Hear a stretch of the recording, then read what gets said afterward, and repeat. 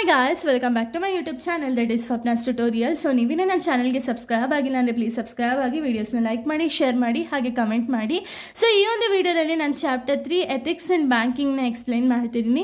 ಇದು ಬಂದುಬಿಟ್ಟು second sem BComನ modern banking ಒಂದು ಸಬ್ಜೆಕ್ಟ್ ಆಗಿದೆ.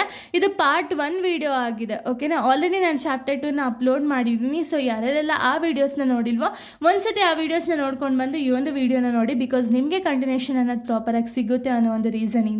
ಓಕೆನಾ, ಸೊ ಈ ಒಂದು ಲೆಸನ್ ಚಾಪ್ಟರ್ ನೇಮೇ ನಿಮ್ಗೆ ಏನು ಹೇಳ್ತಿದೆ ಅಂದರೆ ಎಥಿಕ್ಸ್ ಇನ್ ಬ್ಯಾಂಕಿಂಗ್ ಅಂತ ಹೇಳಿ. ಅಂದರೆ ಎಥಿಕ್ಸ್ ಅಂದರೆ ಏನು ನಿಮ್ಗೆಲ್ಲರಿಗೂ ಗೊತ್ತಿರೋ ಹಾಗೆ ಅಂದರೆ ರೂಲ್ಸು ರೆಗ್ಯುಲೇಷನ್ಸು ಅಥವಾ ಕೋಡ್ ಆಫ್ ಕಂಡಕ್ಟ್ನ ನಾವು ಎಥಿಕ್ಸ್ ಅಂತೀವಿ, ಅಥವಾ ಟ್ರಸ್ಟು ಮೊರಾಲಿಟಿ ಇದನ್ನೆಲ್ಲ ಎಥಿಕ್ಸ್ ಅಂತೀವಲ್ಲ. ಸೊ ಎಥಿಕ್ಸ್ ಇನ್ ಬ್ಯಾಂಕಿಂಗ್ ಅನ್ನೋದು ಏನು ಅಂತ ಹೇಳಿ ನಾವು ನೋಡೋಣ. ಓಕೆನಾ, ಮುಂದಕ್ಕೆ. ಬಟ್ ಪ್ರತಿಯೊಂದು ಬ್ಯಾಂಕು ಕೂಡ ಎಥಿಕ್ಸ್ ಅನ್ನೋದನ್ನ ಫಾಲೋ ಅಪ್ ಮಾಡಬೇಕು. ಓಕೆನಾ, ಯಾಕೆ ಎಥಿಕ್ಸ್ ಅನ್ನೋದು ಫಾಲೋ ಅಪ್ ಮಾಡಬೇಕು ಅಂದರೆ ಇವಾಗ ಬ್ಯಾಂಕಿಂಗ್ ಆ್ಯಕ್ಟಿವಿಟೀಸಲ್ಲಿ ಏನೋ ಒಂದು ಫ್ರಾಡ್ ಆಯಿತು ಅಥವಾ ಏನೋ ಒಂದು ಆಯಿತು ಅಂದಾಗ ಬ್ಯಾಂಕ್ ಅವರೇ ಒಂದು ಕಸ್ಟಮರ್ಗೆ ಒಂದು ರೆಸ್ಪಾನ್ಸಿಬಿಲಿಟಿ ಅನ್ನೋದು ಇರುತ್ತೆ. ಓಕೆನಾ, ಸೊ ಆವಾಗ ಏನಾಗುತ್ತೆ, ಇವಾಗ ಬ್ಯಾಂಕಿಂಗಲ್ಲಿ ರೆಸ್ಪಾನ್ಸಿಬಿಲಿಟಿ ಅನ್ನೋದು ಪ್ರಾಪರಾಗಿತ್ತು, ಎಥಿಕ್ಸ್ನ ಫಾಲೋ ಅಪ್ ಮಾಡಿದ್ರು, ರೂಲ್ಸ್ ರೆಗ್ಯುಲೇಷನ್ಸ್ ಆಗಿರ್ಬೋದು, ಕೋಡ್ ಆಫ್ ಕಂಡಕ್ಟ್ ಆಗಿರ್ಬೋದು ಎಲ್ಲ ಫಾಲೋ ಅಪ್ ಮಾಡಿದ್ರು ಅಂದರೆ ಏನಾಗುತ್ತೆ ಅಂದರೆ ಎಲ್ಲ ಕಸ್ಟಮರ್ಸು ಕೂಡ ಇವ್ರ ಬ್ಯಾಂಕಲ್ಲಿ ಅಕೌಂಟ್ ಓಪನ್ ಮಾಡೋದಕ್ಕೆ ಇಷ್ಟಪಡ್ತಾರೆ ಆ್ಯಂಡ್ ಎಲ್ಲ ಫೆಸಿಲಿಟೀಸ್ನ ಎಂಜಾಯ್ ಮಾಡ್ಕೊಂಡು ಆ ಒಂದು ಅಕೌಂಟಲ್ಲೇ ಆ ಒಂದು ಬ್ಯಾಂಕಲ್ಲೇ ಅವ್ರ ಸ್ಟೆಬಿಲಿಟಿ ಅನ್ನೋದನ್ನ ಮೇಂಟೈನ್ ಮಾಡ್ತಾರೆ. ಓಕೆನಾ, ಸೊ ಅದ್ರ ರಿಲೇಟೆಡ್ ಕಂಪ್ಲೀಟಾಗಿ ನಾವು ಮುಂದೆ ನೋಡ್ತಾ ಹೋಗೋಣ.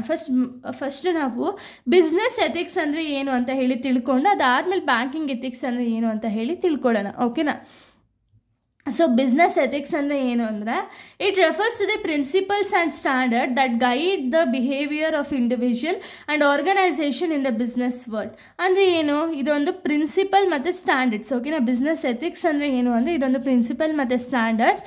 It guide the behaviour of an individual, ಒಂದು ಬಿಹೇವಿಯರ್ ಆಫ್ ಎನ್ ಇಂಡಿವಿಜುವಲ್ನ ಗೈಡ್ ಮಾಡಿ ಆರ್ಗನೈಸೇಷನಲ್ಲಿ ಒಂದು ಮಾರಲ್ ವ್ಯಾಲ್ಯೂಸ್ನ ತಿಳಿಸ್ಕೊಟ್ಟು ಆರ್ಗನೈಸೇಷನಲ್ ಎನ್ವಿರಾನ್ಮೆಂಟ್ ಏನಿದೆ ಅದನ್ನು ಚೆನ್ನಾಗಿಡೋದಕ್ಕೆ ಅಥವಾ ಪೀಸ್ಫುಲ್ ಎನ್ವಿರಾನ್ಮೆಂಟ್ನ ಮೇಂಟೈನ್ ಮಾಡೋದಕ್ಕೆ ಹೆಲ್ಪ್ ಮಾಡ್ತಾರೆ. ಓಕೆನಾ, ಏನೇನೆಲ್ಲ ಇನ್ವಾಲ್ವ್ ಆಗಿರುತ್ತೆ, ಮಾರಲ್ ವ್ಯಾಲ್ಯೂ, ಆನೆಸ್ಟಿ, ಫೇರ್ನೆಸ್ ಇದೆಲ್ಲ ಇನ್ಕ್ಲೂಡ್ ಆಗಿರುತ್ತೆ. ಓಕೆನಾ, ಇನ್ನು ಫೀಚರ್ಸ್ನ ನಾವು ನೋಡೋದಾದರೆ ಫೀಚರ್ಸ್ ಆಫ್ ಬಿಸ್ನೆಸ್ ಎಥಿಕ್ಸ್ನ ನಾವು ನೋಡೋದಾದರೆ ಇಂಟಿಗ್ರಿಟಿ ಅಂದರೆ ಏನು, ಆನೆಸ್ಟಿ ಅಂತ ಅರ್ಥ. ಓಕೆನಾ, ಆನೆಸ್ಟಿ ಆಗಿರ್ತಾರೆ. ನೆಕ್ಸ್ಟ್ ಅಕೌಂಟಬಿಲಿಟಿ ಅಂದರೆ ಏನು, ಇವಾಗ ಬಿಸ್ನೆಸ್ಸಲ್ಲಿ ಎಥಿಕ್ಸ್ನ ಫಾಲೋ ಅಪ್ ಮಾಡ್ತಿದ್ದಾರೆ ಅಂದರೆ ಅವರು ಅಕೌಂಟಬಲ್ ಆಗಿರಬೇಕು. ಅಂದರೆ ನಾವು ಏನೇ ಒಂದು ಕೆಲಸ ಮಾಡಿದ್ರೂ ಕೂಡ ಅದು ಟ್ರಾನ್ಸ್ಪರೆನ್ಸಿ ಅನ್ನೋದಿದ್ದು, ಟ್ರಾನ್ಸ್ಪರೆನ್ಸಿ ಇದ್ದರೆ ಏನಾಗುತ್ತೆ ಅಂದರೆ ನಾವು ಅಕೌಂಟಬಿಲಿಟಿ ಆಗ್ಬೋದು. ಅಂದರೆ ಏನೇ ಇವಾಗ ಯಾವುದೋ ಒಂದು ಇನ್ಫಾರ್ಮೇಷನ್ ಕರೆಕ್ಟಾಗಿದೆಯಾ ಇಲ್ವಾ ನೋಡಿ ಅಂದ ತಕ್ಷಣ ಆ ಇನ್ಫಾರ್ಮೇಷನ್ ನಾವು ಏನೋ ಒಂದು ಸೈನ್ ಮಾಡಿದ ತಕ್ಷಣ ಆ ಇನ್ಫಾರ್ಮೇಷನೇ ಕರೆಕ್ಟ್ ಇಲ್ಲ ಅಂದರೆ ನಾವು ಅದಕ್ಕೆ ಪ್ರೂಫ್ ಸಮೇತ ಅದನ್ನು ತೋರಿಸ್ಬೇಕಲ್ಲ, ಇಲ್ಲ ಇನ್ಫಾರ್ಮೇಷನ್ ಕರೆಕ್ಟ್ ಇದೆ ಅಂತ ಹೇಳಿ. ಅದಕ್ಕೆ ಪ್ರತಿಯೊಂದು ಎವಿಡೆನ್ಸ್ ಕೂಡ ಇಟ್ಕೊಂಡು ಅವ್ರ ಅಕೌಂಟಬಿಲಿಟಿ ಆಗಿರಬೇಕು. ನೆಕ್ಸ್ಟ್ ಫೇರ್ನೆಸ್ ಅಂದರೆ ಏನು, ಡಿಸ್ಕ್ರಿಮಿನೇಷನ್ ಅನ್ನೋದು ಮಾಡಬಾರ್ದು. ಓಕೆನಾ, ನೆಕ್ಸ್ಟ್ ಟ್ರಾನ್ಸ್ಪರೆನ್ಸಿ ಅಂದರೆ ಎಲ್ಲ ಇನ್ಫಾರ್ಮೇಷನು ಕೂಡ ಟ್ರಾನ್ಸ್ಪರೆಂಟ್ ಆಗಿರಬೇಕು.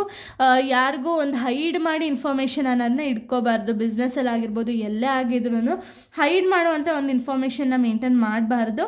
Next respect for the stake holders ಯಾರಿರ್ತಾರೆ ಒಂದು ಕಂಪ್ನಿಲಿ, ಆ ಕಂಪನಿ ಸ್ಟೇಕ್ ಹೋಲ್ಡರ್ಸ್ಗೆ ಇವರು ರೆಸ್ಪೆಕ್ಟ್ ಅನ್ನೋದನ್ನ ಪ್ರೊವೈಡ್ ಮಾಡಬೇಕು. ನೆಕ್ಸ್ಟ್ CSR ಅಂದರೆ ಕಾರ್ಪೊರೇಟ್ ಸೋಷಿಯಲ್ ರೆಸ್ಪಾನ್ಸಿಬಿಲಿಟಿ ಅನ್ನೋದು. ಈಗ ಒಂದು ಬಿಸ್ನೆಸ್ಸಲ್ಲಿ ಜಾಸ್ತಿ ಪ್ರಾಫಿಟ್ ಅರ್ನ್ ಮಾಡಿದ್ರು ಅಂದರೆ ಅವ್ರೇನು ಮಾಡಬೇಕು ಅಂದರೆ ಒಂದು ಪಾರ್ಟ್ ಆಫ್ ಎನ್ ಪ್ರಾಫಿಟ್ ಅವ್ರು ಟ್ಯಾಕ್ಸ್ನ ಪೇ ಮಾಡಿದ್ರು ಸಹ ಒಂದು ಸೋಷಿಯಲ್ ರೆಸ್ಪಾನ್ಸಿಬಿಲಿಟೀಸ್ ಅಂಡರು ಅವ್ರು ಪ್ರೊವೈಡ್ ಅನ್ನೋದನ್ನ ಮಾಡಬೇಕಾಗುತ್ತೆ. ನೆಕ್ಸ್ಟ್ ಎಂಪ್ಲಾಯಿ ಬೆನಿಫಿಟ್ಸು ಅಂದರೆ ಎಂಪ್ಲಾಯಿ ಇವಾಗ ಚೆನ್ನಾಗಿ ವರ್ಕ್ ಮಾಡ್ತವ್ರೆ ಅಂದರೆ ಅವರಿಗೆ ಜಾಸ್ತಿ ಬೆನಿಫಿಟ್ಸ್ ಅನ್ನೋದನ್ನ ಪ್ರೊವೈಡ್ ಮಾಡಬೇಕು. ನೆಕ್ಸ್ಟ್ ಎಥಿಕಲ್ ಲೀಡರ್ಶಿಪ್ ಅಂದರೆ ಎಥಿಕಲ್ ಆಗಿ ಲೀಡರ್ಸ್ ಅನ್ನೋದು ಬಿಹೇವ್ ಮಾಡಬೇಕು, ಅನ್ಎಥಿಕಲ್ ವೇಯಲ್ಲಿ ಅವರು ಬಿಹೇವ್ ಮಾಡಬಾರ್ದು. ಓಕೆ, ಇಷ್ಟು ಕೂಡ ಫೀಚರ್ಸು. ಇನ್ನು ಸಿಗ್ನಿಫಿಕೆನ್ಸ್ ನಾವು ನೋಡೋದಾದರೆ ಏನೇನೆಲ್ಲ ಸಿಗ್ನಿಫಿಕೆನ್ಸ್ ಆಫ್ ಬಿಸ್ನೆಸ್ ಎಥಿಕ್ಸ್ ಇದೆ ಅಂದರೆ builds a trust and reputation. ಅಂದರೆ ಏನು, ಈಗ ಕಂಪ್ನಿಯವರು ಪ್ರಾಪರಾಗಿ ಒಂದು ಎಥಿಕ್ಸ್ ಅನ್ನೋದನ್ನ ಫಾಲೋ ಅಪ್ ಮಾಡಿದ್ರು ಅನ್ನಿ, ಅವಾಗ ಏನಾಗುತ್ತೆ, ಕಂಪನಿ ಟ್ರಸ್ಟ್ ಏನಿದೆ ನೋಡಿ, ಟ್ರಸ್ಟ್ ಆಗಿರ್ಬೋದು, ರೆಪ್ಯುಟೇಷನ್ ಆಗಿರ್ಬೋದು, ಇದೆಲ್ಲ ಇನ್ಕ್ರೀಸ್ ಆಗುತ್ತೆ. ಓಕೆನಾ, ಇದರಿಂದ ತುಂಬ ಜನ ಎಂಪ್ಲಾಯೀಸು ಅಟ್ರಾಕ್ಟ್ ಆಗ್ತಾರೆ ಈ ಒಂದು ಕಂಪ್ನಿಗೆ. ಓಕೆನಾ, ಇನ್ನು ನೆಕ್ಸ್ಟ್ ನಾವು ನೋಡೋದಾದರೆ ನೆಕ್ಸ್ಟು ಎನ್ಹಾನ್ಸ್ ಕಸ್ಟಮರ್ ಲಾಯಲ್ಟಿ ಅನ್ನೋದು ಇನ್ಕ್ರೀಸ್ ಆಗುತ್ತೆ. ಇವಾಗ ಎಲ್ಲ ಫೆಸಿಲಿಟೀಸು ಪ್ರಾಪರಾಗಿತ್ತು, ಯಾವುದೇ ಇನ್ಫಾರ್ಮೇಷನ್ ಹೈಡ್ ಆಗಿಲ್ಲ ಅಂದರೆ ಲಾಯಲ್ ಕಸ್ಟಮರ್ಸ್ ಅನ್ನೋದು ಇನ್ಕ್ರೀಸ್ ಆಗುತ್ತೆ. Next long term sustainability, long term ಆಗಿ ಸಸ್ಟೈನ್ ಆಗ್ಬೋದು ಕಂಪನಿಯವರು ಪ್ರಾಪರಾಗಿ ಗೈಡೆನ್ಸ್ ಅನ್ನೋದನ್ನ ಕೊಟ್ಟರೆ. Next attracts and retain the talents, ಅಂದರೆ ಏನು ಇವಾಗ ಎಂಪ್ಲಾಯೀಸ್ನ ಅಟ್ರಾಕ್ಟ್ ಮಾಡೋದಾಗಿರ್ಬೋದು, ಅಲ್ಲೇ ಇರೋ ಎಂಪ್ಲಾಯೀಸ್ಗೆ ಪ್ರಾಪರಾಗಿ ಸರ್ವಿಸಸ್ ಅಥವಾ ಅವ್ರಿಗೆ ಏನೇನೆಲ್ಲ ಬೆನಿಫಿಟ್ಸ್ ಬೇಕೋ ಪ್ರತಿಯೊಂದು ಬೆನಿಫಿಟ್ಸ್ ಕೊಡೋದ್ರಿಂದ ಏನಾಗುತ್ತೆ ಅಂದರೆ ಬೇರೆ ಎಂಪ್ಲಾಯೀಸ್ ಕೂಡ ಅಟ್ರಾಕ್ಟ್ ಆಗ್ತಾರೆ ಆ್ಯಂಡ್ ಅಲ್ಲೇ ಇರುವಂಥ ಎಂಪ್ಲಾಯೀಸ್ ಕೂಡ ರಿಟೇನ್ ಆಗ್ತಾರೆ. ಓಕೆನಾ.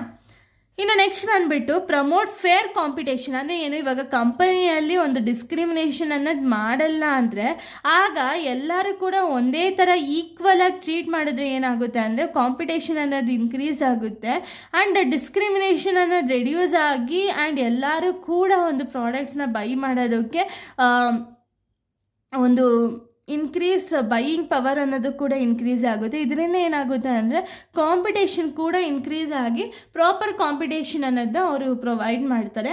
ನೆಕ್ಸ್ಟ್ ಇಂಪ್ರೂವ್ ಡೆಸಿಷನ್ ಮೇಕಿಂಗ್, ಬೇಗನೆ ಡಿಸಿಷನ್ಸನ್ನು ತೊಗೋಬೋದು. ನೆಕ್ಸ್ಟ್ ಸ್ಟ್ರೆಂಥನಿಂಗ್ CSR, ಅಂದರೆ ಎಲ್ಲ ಕಾಂಪಿಟೇಷನು ಕರೆಕ್ಟಾಗಿದೆ, ಒಂದು ಪ್ರೊಡಕ್ಷನ್ ಅನ್ನೋದು ಚೆನ್ನಾಗಾಗ್ತಿದೆ ಅಂದರೆ ಏನಾಗುತ್ತೆ CSR ಕಾಂಟ್ರಿಬ್ಯೂಷನ್ ಏನಿದೆ ಅದು ಇನ್ಕ್ರೀಸ್ ಆಗ್ತಾ ಹೋಗುತ್ತೆ. ಓಕೆನಾ. ಸೊ ಅದಕ್ಕೆ ಇದನ್ನ ನಾವು ಬಿಸ್ನೆಸ್ ಎಥಿಕ್ಸ್ ಅಂತ ಹೇಳಿ ಕರಿತೀವಿ.